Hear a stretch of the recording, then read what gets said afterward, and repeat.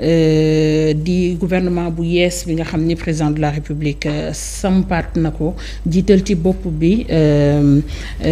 kii di Amadou Ba lan lañu mën a xaar ci gouvernement bu yees boobee ajaratu fii ak 2024. jërëjëf Nabou alors gis nañu décision bi nga xam ne président de la république jël na ko ci remaniement ministériel boobu nga xam ne ñëpp a ngi ko doon xaar. Moi je m'attendais déjà à ce que le premier ministre Amadou Ba mu démissionné ci postam wala alors ñu bañ ko reconduire ci poste premier ministre bi mënoon nañ ko jox keneen du moment que lui c'est un candidat à l'élection présidentielle de 2024. te comme yàlla def na ni kenn nit moom mënta nekk fu ne. wuute moom yàlla sunu borom rek moo ko mën. te yàlla sunu borom sax du wuute ndax amul lenn loo xamante ne dafay xew te moom du ko fekkee. donc dafa am loo xamante ne du mbiri doomu aadama te pour man politique kenn waru koo rax ak lépp loo xamante ne dafa jëm ci wàllu gouvernement. mu war a conduire ak équipe boo xam ne ils sont censés liggéey pour askanu Sénégal donc déjà la première chose mooy que ne Amadou Ba n'aurait pas dû être ou continuer à être premier ministre de ce gouvernement. il aurait pu tout simplement mu génn ci gouvernement bi mën a consacré wu ci li nga xam ne moom mooy carrière politique bi koy xaar rawatina élection présidentielle yi ñu jëm. nga xam ne fu mu nekk nii daanaka léegi ñu dugg ci parrainage bu ñu ci duggul ba léegi. donc déjà on peut pas faire un travail politique ba pare bëgg a concentré wu ci li nga xam ne moom mooy liggéeyu gouvernement bi. je pense que avant ñuy wax ci affaire remaniement bi joxe woon nañu sunu position comme quoi que ba Amadou Ba tout simplement il aurait dû quitter le gouvernement. et je suis toujours convaincue que loolu mooy li waroon a am te li amul malheureusement ñu constaté que je pense que pour le regretter pour la plupart d'entre nous. beneen bi ci topp mooy gouvernement bi qu'est-ce qu'on peut attendre de ce gouvernement rien j'ai envie de dire j'ai l'impression que dañuy jublu ci ay élections te comme à l'accoutumée ni ñu ko tàmm defee maanaam ci ñun ni ñuy doxalee sunum réew mooy maanaam bu ñuy jublu ci ay élections dafay mel ni yenn postes yi poste politique la. poste récompense la. ku ci mel ni Thérèse Faye amul lu mu dajul je pense. donc aujourd'hui elle est ministre. prendre quelqu'un comme Antoine Félix Diome qui était le ministre de l'Intérieur dem jox ko ay questions chargées de l'énergie entre autres quel est l'intérêt peut-être le poste le plus intelligent bi nga xam ne en termes de déplacement def nañu ko mooy peut-être Sidiki Kaba qui quitte les forces armées pour revenir pour ñëw ci li nga xamante ne moom mooy ministre de l'Intérieur bon dañuy comprendre que ne kon si maître Sidiki Kaba comprendre na lépp loo xamante ne moom moo aajo ak wàllu rouage u armée ak yeneen yi ci topp yenn secret défense yi utilisé na ko donc bu demee xëy na peut-être ministre de l'Intérieur dafay compléter rek son parcours et son cursus tout en sachant que c'est quelqu'un qui est expérimenté et que am na lu bari loo xamante ne kon xam na ko ci wàllu état ak gouvernement intérieur ak forces armées daanaka benn la amul une grande différence bu ci am sauf que dañuy jëm ci ay élections donc élections yi il va falloir que keneen organiser ko la personne de Antoine Félix bi nga xam ne il est très controversé bëri na lu ñu ko ŋàññi ci li nga xam ne moom mooy gestion ci wàllu ministre de l'Intérieur ak li fi jot a xew yépp beneen bi mooy Aïssata Tall Sall bu ñu remplacé par beneen juriste bu déplacé wu pour être remplacé par un autre juriste Ismaïla Madior Fall professeur boo xamante ne nii ci wàllum justice bon c'est vrai que moom aussi bokk na ci ñi gën a ŋaañ ñi ñu gën a controversé par rapport ak poste ministre de la justice bi li ci jot a xew yépp en termes d'arrestation li ci jot a xew yépp ci bilan bu ñu ko mën a tiireel moom bon ñu jëlee ku nekk affaires étrangères ñëw indi ko fa parce que juriste la aussi jox ko ministre de la justice pour quelqu'un bi nga xam ne moom itam ba mënuñu ko vraiment waxal ne nit ñi xëy na rafetlu nañu torop yenn ci ay taxawaay yi nga xam ne am na ko quand il y a eu des moments importants où il s'agissait ñu wax ci wàllum Sénégal par exemple la question du troisième mandat on a vu la position de Aïssata Tall Sall donc indi ko ci poste ministre de la justice peut-être que c'est remplacé Jean par Aminata mais en réalité pour man c'est la même chose il y a pas de grand changement aujourd'hui ce qu'il faut retenir mooy ne ces ministres auprès du ministre loolu itam j'ai jamais compris le poste boobu poste lan la ministre auprès de maanaam yow ministère bi kay da nga koy jox soit benn démembrement de l'État boo xamante ne daf koy mën a gérer par exemple ku am ñaar ba ñetti portefeuille nga wàññi yenn ci ay portefeuille jox ko kenn xëy na peut-être loolu dinañ ko mën a justifier mais ministre bi nekk auprès de beneen ministre loolu tamit man bëgg naa gouvernement bi ñu expliquer ma c'est quoi le deal dans tout ça en fait lan lañ ci war a mën a comprendre et li ma gën a choqué ci li nga xamante ne moom mooy ni ñu defaree attelage gouvernemental bi c'est le ministre de la jeunesse comment on peut reconduire Pape Malick Ndour s'il vous plaît. Quelqu'un boo xamante ne y a pas plus grand échec que cette immigration clandestine ñi ko fiy def ay ndaw lañu comme moom. Bon peut-être que Pape Malick dafa am benn côté boo xamante ne c'est un peu le défenseur du parti booy xool sur les plateaux de télévision ak yeneen yu ci topp maanaam waxkat la il a le verbe pour pouvoir xuloo dagga sante defante ak yeneen ci topp mais loolu taxul ñu fal ministre. pour man voilà booy Fatick la mu ngi noonu donc dafa mel ni kon tey président dafa xool yenn axes yu stratégiques yi ak nit ñi nga xamante ne jàpp na ne war nañu ko mën a jàppale ci wàllum politique moom. En le nommant, je parle de Amadou Ba et je parle des élections de 2024. Mais maintenant, ce qu'il faut comprendre, moi, est-ce que toutes ces personnes-là, yi nga xamante ne dañoo jàpp ne dañoo am ay fief, dañoo am ay camps politiques, ba ñu war leen peut-être pour man récompenser par des postes de ministre,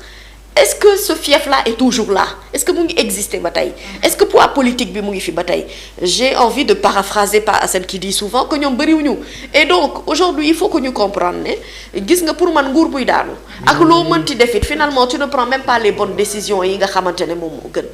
Quel est l'intérêt de changer un gouvernement à quelques mois des élections présidentielles de 2024 alors que il y a eu des remaniements depuis que ñoom bu ñu nekkee ci nguur gi ba tey qu'est-ce qui a changé ci dundinu Sénégalais yi? Je ne le vois pas. Qu'est-ce qui a changé par rapport à la politique de l'emploi des jeunes? Il se trouve que am na ci yu bëri ba ci question énergie bi Kédougou bi on a vu des jeunes yoo xam ne peut-être manifester nañu ñii ñu ne sax xëy na am nañu ci ay gaañu ak yeneen lu ci topp parce que dañu doon demander à ce que ñu am lu ñu liggéey. Donc koo xam ne yow bilan emploi des jeunes dëgg-dëgg au-delà des chiffres qu'on veut ñu bëgg a annoncer amul lenn luñ ci mën a teg loxo comme quoi que ñu ne lii am na jéego bu amoon jéego ndaw ñi gis seen bopp du ñu génn réew mi bu fekkonte ne ndaw ñi tey gis nañu seen bopp ci réew mi ni muy doxee ak gouvernement bi ni ñu ko tegee wala ministre bañ ko dénk par rapport ak ni ñuy jëlee à bras le corps li nga xam ne moom mooy problème mu ndawu Sénégal kon on ne vivrait pas cette immigration clandestine bi nga xamante ne chiffre bi dépassé na sax lépp luñ ci mën a tudd ak luñ ci mën a lim te ba fii ma toog di wax ak yow ndaw bu gis yoon bu mu mën a jaar fa lay jaar dem. Donc aujourd'hui je pense que ils ont fait un remaniement pour faire un remaniement, faire des déplacements comme si on jouait à un jeu de dames ou d'échecs. Mais la vérité est que boo demee laaj askan wi aujourd'hui tel ministre bi ñu ko dénk ci lan nga gis sa bopp en réalité du la ko mën a wax. Depuis que ce gouvernement est là ils ont trouvé beaucoup de slogans yu ñu fi indi gouvernement de combat fast track lu nekk xew na fii ci biir réew mi te gisuñu dara lu mu yokk wala lu mu wàññi. de gouvernement de combat ou de mission. Reste à voir man. Quelle mission? Pourquoi tout cet entamar autour de cet attelage gouvernemental bu fekkee ni li ñu nemmeeku mooy un jeu de chaises musicales entre ténors ku ci mel ni Aïssata Tall Sall mi nga xamante ne dafa weccoo daanaka ministre des Affaires étrangères ak justice moom ak Ismaïla Madior Fall on n'a pas remarqué un grand changement. Pourquoi tout cet entamar bruit bu bari bi autour de cet attelage? Pourquoi? Moi je l'ai toujours dit et je pense que tey dig ma ko confirmer que j'ai toujours dit que en fait gisuma intérêt wu defar gouvernement bu bees. Gisuma ko pour man gouvernement bi fi nekkoon waroon nañu mën a continuer di doxal xam nga ay nit tamit boo leen tegee ci place ñuy liggéey te joxoo leen diir pour ñu mën a réellement xëy na peut-être natt seen évolution par rapport ak poste bi nga leen jox le fait que ñuy changer de poste tout le temps ne fait pas avancer le pays. On est à quelques mois des élections. Qu'est-ce qu'ils peuvent faire en termes de mission en 5 mois qu'ils n'ont pas fait en 12 ans? Qu'on me l'explique. Bi ñu fi nekkee ba tey xanaa du ñu ma ne ñoom ñi fi nekkoon ñëpp kenn amu ci xam-xam. Donc des ministres qui ont été là depuis que ñoom bu ñu faloo ba tey il faut un gouvernement dañu waxoon dañuy réduire le train de vie de l'État. dañuy wàññi ay ministres. Qu'est-ce qui s'est passé? Il y a eu une explosion de beaucoup de ministres boo xam ne ministre auprès du ministre. C'est-à-dire que aujourd'hui ñu defaat gouvernement bu bees excusez-moi à quelques mois des élections présidentielles ce jeu de chaises comme tu dis en réalité c'est comme je dis remplacer Jean par Aminata c'est la même chose ñoom ñëpp ay juristes lañu et je pense que période bi nga xamante ne Ismaïla Madior Fall mu ngi nekk ministre de la justice il y a eu des décisions qui ont été prises je ne pense pas que Aminata Tall va venir bouleverser li nga xamante ne moom la fi Aïssata Tall Sall pardon merci ñëw bouleverser li nga xam ne moom la fi Ismaïla Madior Fall defoon loolu ce serait kon mu dédire un peu te il faut avoir assez de force et de courage j'espère qu'elle l'aura en tant que femme je ne décourage pas de me dire que xëy na am na yenn dossiers yoo xamante ne mi ngi ci yoon moom bu ñëwee xëy na peut-être mën na leen relaxer su ko mënee mu def ko elle en sortira grandement. bu fekkente ne mën na ko def ko elle a le courage de pouvoir le faire. Et tant que faudrait-il que mu nekk ci idéologie bi c'est que dama ko gëmul. dans la mesure où quand elle a été présente dans une grande assemblée pour montrer la position du Sénégal par rapport à une question troisième mandat elle ne l'a pas fait. donc pourquoi ñuy am espoir ci koo xam ne moment bi nga xamante ne foofu nga waroon a génn grandement malheureusement on a l'impression qu'elle est sortie de cette rencontre avec la petite porte. ñu bëri ñu jotoon am cofeel bu ndaw ci moom cofeel gu bëri dafa wàññeeku par rapport ak doxalin bi. donc amul lu changé. man li ma gis mooy ay nit ñoo xamante ne dañ leen di récompenser politiquement parce que dañu jëm ci ay élections soxla nañu leen bugguñu seen mbooloo dem feneen donc à la limite man boo toogee ba nga dese juróomi weer nga door ma neexal j'ai envie de te dire li xale yi di wayal footballu nawetaan yi yéex a dugg boo xamoon dara teel a dugg. mais est-ce que tamit des fois aussi mën na li nga wax c'est très pertinent est-ce que tamit mën na nekk neexal est-ce que du tamit pour noppal ñenn ñi parce que ku ci mel ni Ismaïla Madior Fall ak Antoine Diome ñoom dañoo gis ni dañu laale ci pas mal de dossiers gis nañ fi plainte bi nga xamante ne ma nga CPI ak yeneen est-ce que du pour leur dire allez vous reposer pour ñeneen jël le relais. Non, tant que vous êtes dans le gouvernement, il n'y a pas de repos. Quand on a pris l'engagement de travailler pour une population, on ne se repose pas. Tant que surtout on n'a pas atteint ses objectifs. Où est l'atteinte des objectifs? Il n'y en a pas. Moi, je n'ai pas vu d'atteinte d'objectifs. La vérité est que ñoom bu ñu fi nekkee on a dit que la justice n'est pas indépendante on a dit que yenn liberté ak yenn droit yi dañu ko xañ. donc en réalité à quel moment tu te reposes là où askan wi ñu ngi nekk di jooy te yow. yaa ko soo fekkee war ngaa mën a toog fekkee ko ba mu jeex. ubbi ko ci meurtre wala ñi fi ñàkkoon seen bakkan ci événement yi nga xam ne romboon na fi. voilà les gens attendent des enquêtes yu ñu war a ubbi par rapport à telle ou telle autre chose il y a eu des enquêtes qui ont été annoncées. par rapport ak ay fonds Covid ak leneen lu ci topp on attend la suite. par rapport à ça donc munoo déplacer koo xamante ne dafa bokkoon ci moteur bi bëgg ko yóbbu ci beneen poste comme quoi tu dis soit quelle que soit la raison en fait il faut assumer il faut que Sénégal ñu am culture assumer suñu ay responsabilités et prendre la responsabilité des fonctions qu'on nous donne buñ ñu joxee poste ministre wala ñu jox ñu poste directeur général ak lu mu mënti doon dañ cee war a def li ñu ci war a def ba mu mat sëkk. bañ a def xaaj bi bàyyi xaaj bi problème bi mooy politique la ñu war a dissocier Naboucor ak lépp loo xamante ne ay action gouvernementale la. waruñoo mën a jàpp ne ministre tel dañ koo fal waaye loolu parce que politique moo tax. wala ab neexal moo tax li ñu war a jàpp mooy on doit mettre les hommes qu'il faut à la place qu'il faut. quand il faut changer et faire des déplacements. il faut élire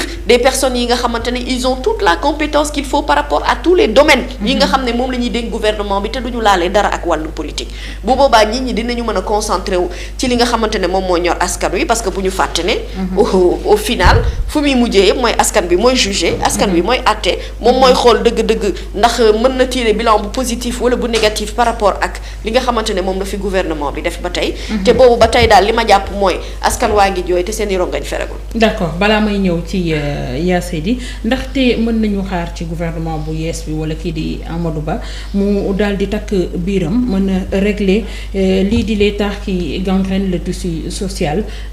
parce que dañu annoncer un gouvernement de combat wala un gouvernement de mission te gouvernement bi nga xam ni ñoom bu yees bi moom lañ fi wuutu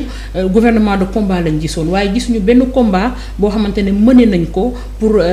daal di régler jafe-jafe yi nga xam ne moom la góorgóorlu yi di dund ndax mën nañu xaar ci ñoom fii ak weer yi nga xam ne moo leen dese ñu takk seen biir daal di taxaw ci problème yooyu. Je ne le pense pas parce que ils sont occupés à faire de la politique. Quand on est occupé à faire de la politique on ne peut pas en même temps s'occuper des affaires de l'État. mënul nekk d'où d'ailleurs mais encore une fois fustiger le fait que Amadou Ba soit Premier ministre. mais on l'a vu faire un xawma meeting la xawma lu mu doon ak les jeunes là yoo xamante ne ñu ne def na un méga meeting pour un Premier ministre c'est-à-dire que pour man ñaari mbir la yoo xamante ne àndul. te lu àndul kenn waru koo mën a boole. ce gouvernement de combat là ou de mission quel que soit nu ñu ko mën tuddee temps yi ñuy askan wi gënee sonn di ñaxtu ci li nga xamante ne moom moo jëm ci wàllu dund bu cher bi. ils avaient annoncé un gouvernement de combat. Il y avait une batterie de mesures boo xamante ne jëloon nañu ko fi par rapport ak wàññi ci dund gi par rapport ak wàññi ci loyer bi par rapport ak plein de choses mais aujourd'hui au moment où on en parle mais Nabou-Cor on parle tous les jours de ces départs de jeunes on parle actuellement également de l'actualité qui fait que mbiri woyofal ak wàllum électricité bi coow li mu ngi fi ba tey dakkagul Nabou démb itam la ñuy yëg ne coowal électricité boobu moo ñu nar a yóbbee ci yokkute mburu mi dañ ci ñëw. ah oui donc cette fédération nationale des boulangers du Sénégal qui ont fait une conférence de presse en la personne de Amadou Gaye entre autres peut-être on a un extrait à leur faire écouter tout à l'heure wax nañu ne yokkute courant bi dinañu yóbbee ñun mburu sax dootuñu ko mënati consommer donc bu fekkente ne mission la dëgg-dëgg la mission elle est là en fait il faut que ñu comprendre ne gouvernement continuité la war a doon mais dans le bon sens il faut que ñu teel a situer